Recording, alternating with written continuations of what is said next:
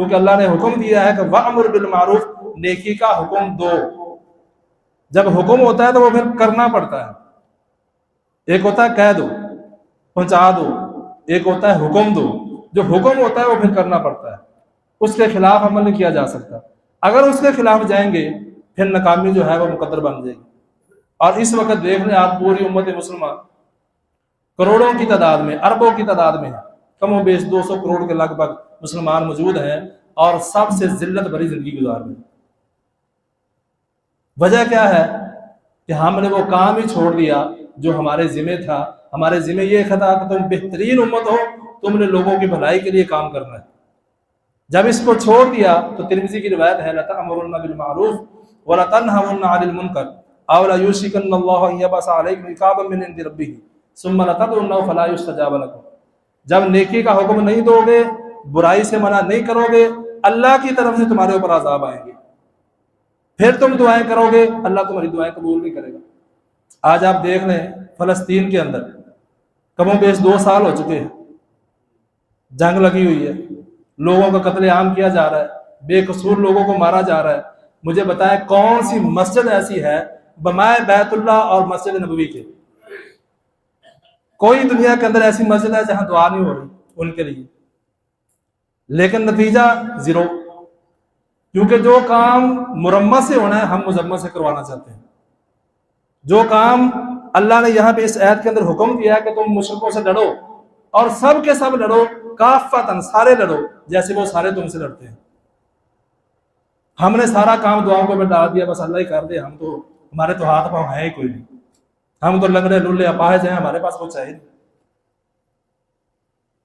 تو ہم نے یہ کام دعاؤں سے کروانا چاہا۔ 2 سال ہو گئے، خانہ کعبہ کے اندر دعائیں ہو رہی ہیں، مسجد نبوی کے اندر دعائیں ہو رہی ہیں، ہر مسلمان ان کو دعا کر رہا ہے، لیکن فائدہ، نتیجہ زیرو پہ کھڑا ہے۔ کیوں؟ یہ کام لڑنے سے ہی ہوگا۔ ہم کہتے ہیں لڑائی کرنے والی قومیں جو ہیں وہ نقصان اٹھاتی ہیں۔ جب تک مسلمان جہاد میں رہے ہمیشہ عروج پہ رہے، جب سے انہوں نے جہاد چھوڑا ذلت رسوائی ان کا مقدر بن گئی۔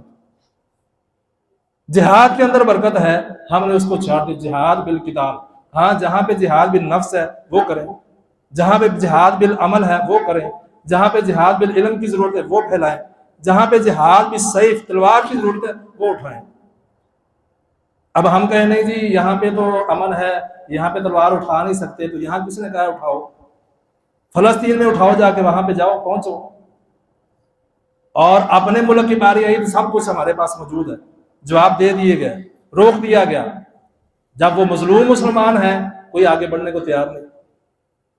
اس کا مطلب یہ ہے کہ ہمارے اندر، یا جو ہمارے اکابرین ہیں ان کے اندر وہ ایمانی غیرت ختم ہو چکی ہے، اور ہم سوچتے ہیں کہ ہم کیسے جا سکتے ہیں، ہماری تو آواز نہیں ہوتی۔ ہم زیادہ سے زیادہ کیا کرتے ہیں؟ زیادہ سے زیادہ ہم اپنا احتجاج ریکارڈ کرواتے ہیں، فیس بک پہ ڈال دیتے ہیں، یوٹیوب پہ ڈال دیتے ہیں، ہم نے یہ کر دیا۔ یہ سوائے وقت کے ضیاع کا اور کچھ نہیں ہے۔ جو جماعتیں جو بڑے یہ کر رہے ہیں فضول کر رہے ہیں، پتہ نہیں کس کو میری بات بری لگے گی، لیکن ہے اس کا کوئی فائدہ نہیں ہے۔ ریلیاں نکل رہی ہیں، احتجاج ہو رہے ہیں، سب کچھ ہو رہا ہے، کوئی فائدہ ہوا؟ کوئی 1% کا فائدہ دکھا دیں بھی، ایک کم ہونا ہی مرمت سے ہے، آپ خالی مذمت پہ لگے ہوئے ہیں۔ ہم یہاں پہ ریلی نکالیں، 1,00,000 بندہ اکٹھا کر لیں، 20 علماء اکٹھے ہو جائیں، ان کو وہاں بیٹھے کیا فرق پڑے گا؟ کوئی ہوگا فرق؟ اپنا ٹائم، اپنا انرجی، اپنا سب کچھ ضائع کریں گے، ان کے پر کوئی اثر ہوگا؟ یا ہوا آج تک؟ نہیں ہوا۔ کیوں نہیں ہوا؟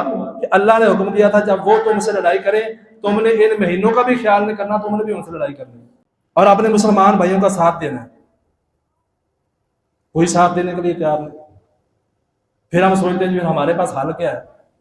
حل تو ہے لیکن ہم کرنا نہیں چاہتے، کیونکہ ہمیں گھر کا سکون جو ہے وہ نکلنے نہیں دیتا، ہمارے گھر کے بیوی بچے ہمیں نکلنے نہیں دیتے، ہماری ذمہ داریاں جو گھر کی ہیں، ہماری نوکریاں، ہماری ملازمتیں، ہمارے کاروبار، بزنس، یہ ہمیں نکلنے نہیں دیتے۔ اسی بات کو اللہ نے قرآن میں دہرایا کہ تم اپنے باپوں کی وجہ سے، اپنے بھائیوں کی وجہ سے، اولادوں کی وجہ سے، بیویوں کی وجہ سے، رشتہ داروں کی وجہ سے، اپنے گھروں کی وجہ سے، اپنے کاروبار کی وجہ سے، اپنی تجارت کے مندے ہونے کی وجہ سے تم گھروں سے نہیں نکلتے، اور تم جہاد اور جہاد فی سبیل اللہ اور اس کے رسول کے لیے باہر نہیں نکلتے، تو انتظار کرو، اللہ کا عذاب تم پر رہے گا۔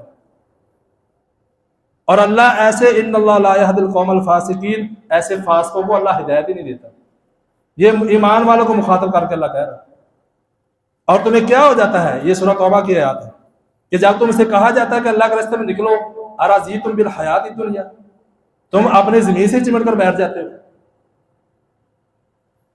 تو ہمارے اندر وہ چیز نہیں ہے، ہم ووٹ دیتے ہیں ٹھیک ہے، ہماری آگے تک بات نہیں پہنچتی، تو کم از کم ہم اتنا تو کر سکتے ہیں کہ اپنے آپ کو اکٹھا کریں، جن کو ہم نے اپنے سروں پہ بٹھایا ہے، ڈاکوؤں چوروں لٹیروں کو، جن کو ہم ایم پی ایم این اے کہتے ہیں، ان تک پہنچے کہ ہم نے تمہیں کھڑا کیا تھا، ہم تمہارے ساتھ چلتے ہیں، پورے علاقے کے لوگ چلتے ہیں، ہماری آواز وہاں تک پہنچاؤ۔ کوئی نہیں بولتا، اپنا کام ہو تو سب راستے نظر آتے ہیں، لیکن کسی مظلوم کے لیے ہمارے پاس نہ وقت ہے نہ ٹائم ہے۔ ہمیں لگتا ہے اس کے گھر میں آگ لگی، میرے گھر میں تھوڑی لگی، ہاں میرے گھر میں لگے گی تو پھر بالٹی بھی مل جائے گی، پانی بھی مل جائے گا، پیپ بھی چالو ہو جائے گا، سب کچھ مل جائے گا۔ تو پہلا کام یہ ہے، ہم آج سے تہیہ کریں، ہم سے جو ممکن ہو سکے ہم انشاءاللہ کوشش کریں۔